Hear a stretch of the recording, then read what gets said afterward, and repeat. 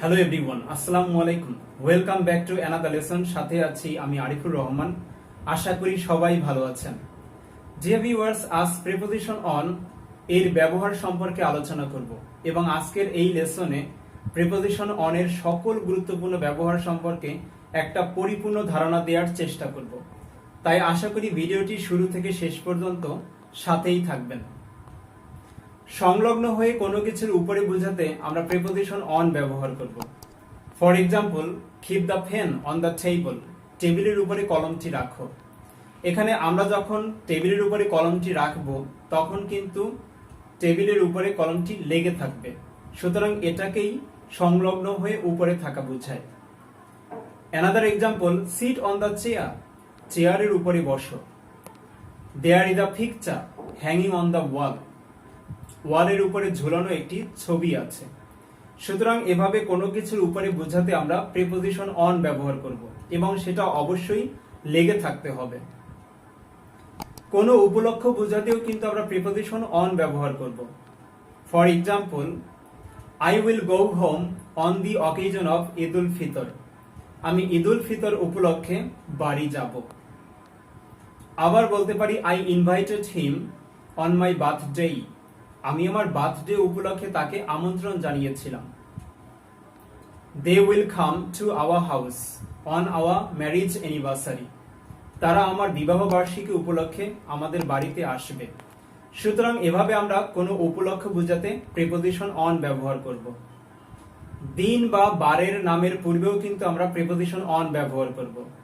For example, I get time to meet my friends on Friday, আমি শুক্রবার বন্ধুদের সাথে দেখা করার সময় পাই। আবার বলতে পারি, he will come home on Sunday, সে রবিবারে বাড়িতে আসবে। সুতরাং এভাবে আমরা সপ্তাহের যে 7 দিন রয়েছে প্রত্যেকটা দিনের পূর্বে প্রিপোজিশন অন ব্যবহার করব। তারিখের পূর্বেও কিন্তু আমরা প্রিপোজিশন অন ব্যবহার করব।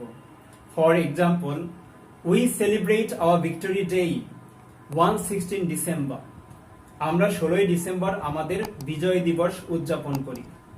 Another example, we celebrate the international mother language day on 21 February, আমরা 21শে ফেব্রুয়ারি আমাদের আন্তর্জাতিক মাতৃভাষা দিবস উদযাপন করি।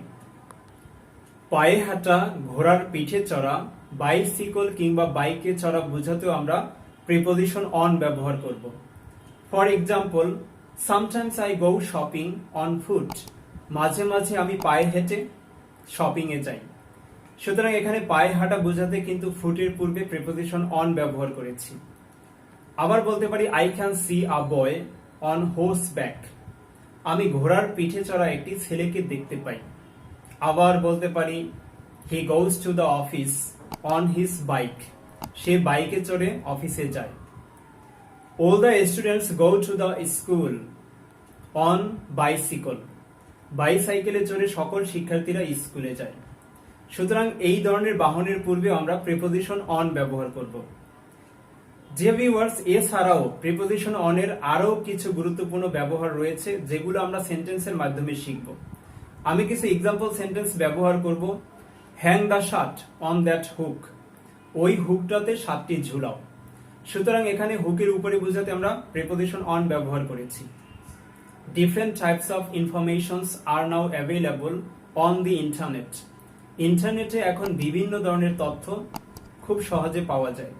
সুতরাং ইন্টারনেটের পূর্বে আমরা প্রিপোজিশন অন ব্যবহার করব। I talk to my mother on mobile phone, আমি মোবাইল ফোনে মায়ের সাথে কথা বলি। সুতরাং মোবাইল ফোন ডিভাইসের পূর্বেও আমরা প্রিপোজিশন অন ব্যবহার করব। I watch movie on TV, আমি টিভিতে মুভি দেখি। He watches TV series on his laptop, সে তার ল্যাপটপে টিভি সিরিজ দেখে। সুতরাং আমরা এভাবে ইলেকট্রিক ডিভাইসের স্ক্রিনের উপরে বোঝাতে প্রিপোজিশন অন ব্যবহার করব। He is now on holiday, সে এখন ছুটিতে। সুতরাং ছুটির দিনের পূর্বে আমরা প্রিপোজিশন অন ব্যবহার করব। এখানে যেমন অন হলিডে ব্যবহার করেছি, এর পাশাপাশি কিন্তু আমরা অন ভ্যাকেশন এই শব্দটাও ব্যবহার করতে পারি। আম অন দ্য ওয়ে, আমি এখন পথে আছি। সুতরাং পথে বোঝাতেও আমরা প্রিপোজিশন অন ব্যবহার করব। এখানে অন দ্য ওয়ে এর পাশাপাশি অন দ্য রোড এই শব্দটা আমরা ব্যবহার করতে পারি। যেমন he is on the road, সে এখন পথে। You turn on the left to go to Gulshan, তুমি গুলশান যেতে বামে মোড় নাও। আবার বলতে পারি you should turn on the right to go to Mirpur section 1, Mirpur 1 নম্বরে যেতে তোমার ডানে মোড় নেওয়া উচিত। সুতরাং এভাবে আমরা দিক নির্দেশনার ক্ষেত্রেও প্রিপোজিশন অন ব্যবহার করব। কোনো কিছুর উপরে নির্ভরতা বোঝাতেও আমরা প্রিপোজিশন অন ব্যবহার করব। যেমন আমরা বলতে পারি it depends on the situation, এটা পরিস্থিতির উপরে নির্ভর করে। উই সার্ভাইভ অন অক্সিজেন, আমরা অক্সিজেনের উপর নির্ভর করে বেঁচে আছি। আবার বলতে পারি I left it on the luck, আমি ভাগ্যের উপরে এটা ছেড়ে দিলাম। সুতরাং এভাবে আমরা কোনো কিছুর উপরে নির্ভরশীলতা বোঝাতেও প্রিপোজিশন অন ব্যবহার করব।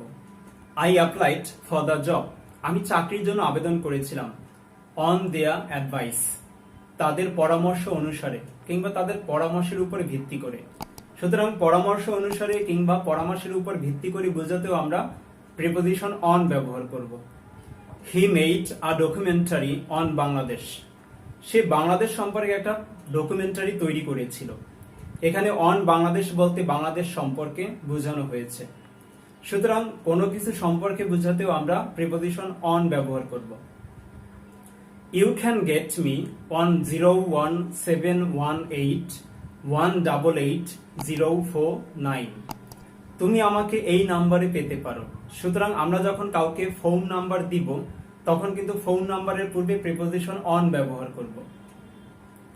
The bank is on the second floor of the building, bank building এর দ্বিতীয় তলায়। সুতরাং আমরা কোনো বিল্ডিং এর তলা অথবা কোনো বিল্ডিং এর ফ্লোরের উপরে বোঝাতেও প্রিপোজিশন অন ব্যবহার করব। Dhaka is situated on the bank of Buriganga river, Dhaka Buriganga নদীর তীরে অবস্থিত। সুতরাং আমরা নদীর তীরে বোঝাতেও প্রিপোজিশন অন ব্যবহার করব। She started to cry on hearing the news, সে সংবাদটি শোনার পরপর কান্না করতে শুরু করলো। সুতরাং পরপর বোঝাতেও আমরা প্রিপোজিশন অন ব্যবহার করি। যেমন এখানে বোঝানো হয়েছে অন হিয়ারিং দ্য নিউজ, সংবাদটি শোনার পরপর। You should finish the work on time, তোমার নির্দিষ্ট সময় কাজ শেষ করা উচিত। সুতরাং নির্দিষ্ট সময়ের পূর্বে বোঝাতেও আমরা প্রিপোজিশন অন ব্যবহার করব। যেমন এখানে বলা হয়েছে অন টাইম, তার মানে নির্দিষ্ট সময়।